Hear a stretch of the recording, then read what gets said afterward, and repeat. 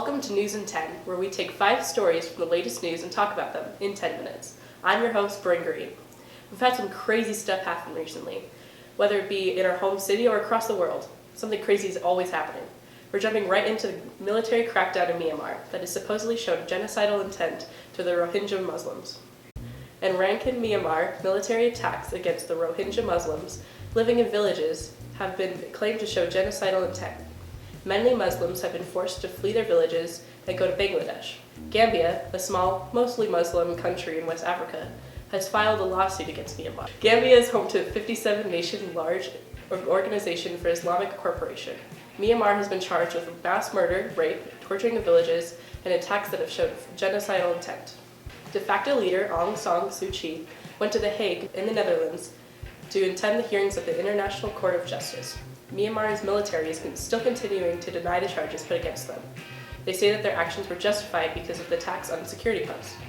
Suu Kyi's reputation is pretty much destroyed after she did not stop her military from carrying through with the attacks.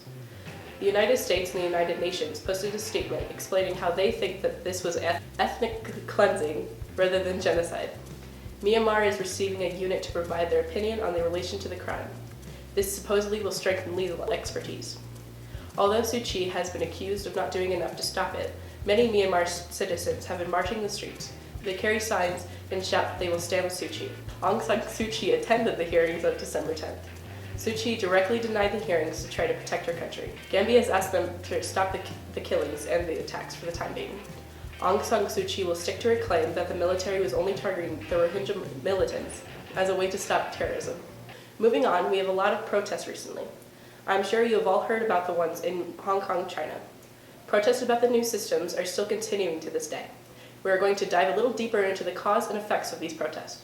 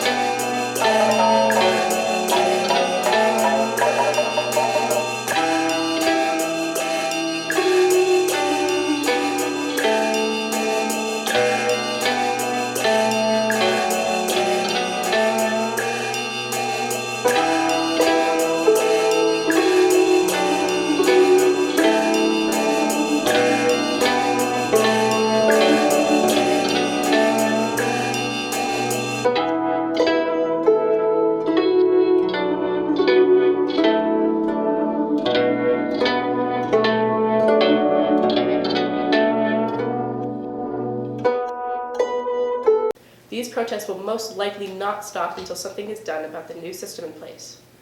I'm sure we've all heard about climate change, anywhere from temperatures rising from our greenhouse gases trapping heat to ice melting rapidly in the North Pole.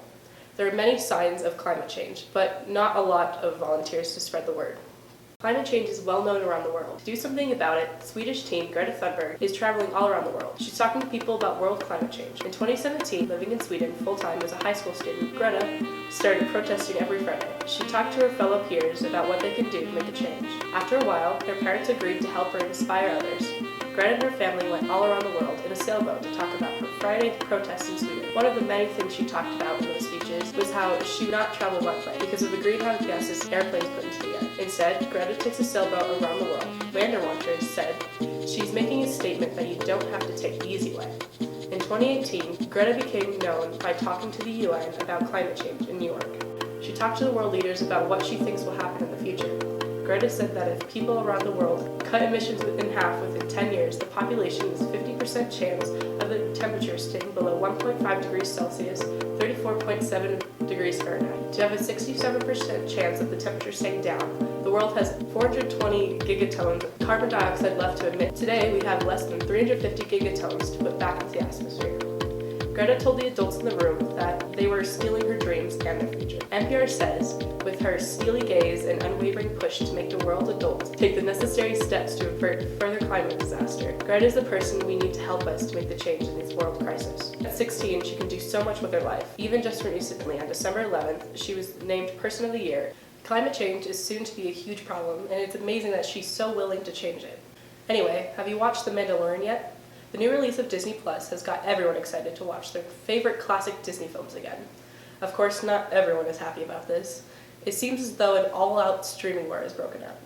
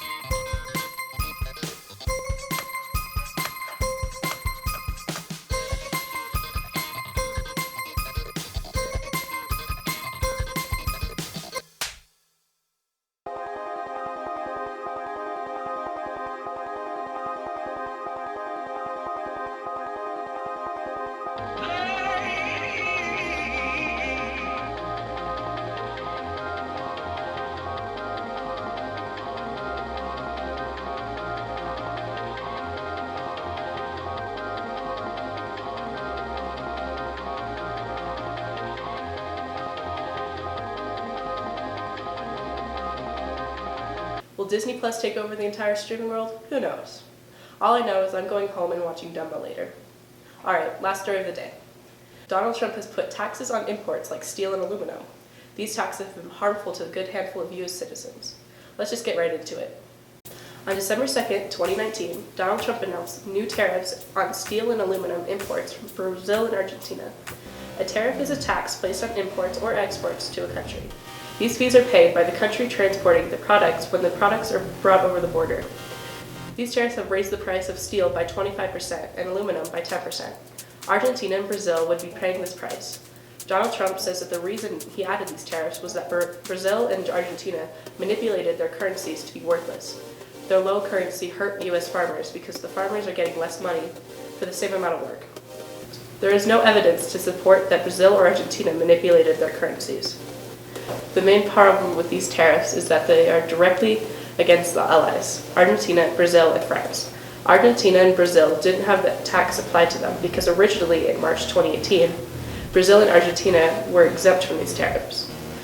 A similar tariff was also announced on champagne from France on December 2nd. These new tariffs caused many protests in Argentina. There's no telling what will happen in the next few weeks regarding these tariffs. Hopefully everything can be resolved in a respectful and fair manner. Who knows what those tariffs will cause? Anyway, thanks for joining me on News in 10. I hope you enjoyed hearing about Myanmar's military crackdown, protests in Hong Kong, Greta Thunberg, streaming wars, and the new tariffs on certain imports. I know I was intrigued about these topics. That's all for today. See you next time.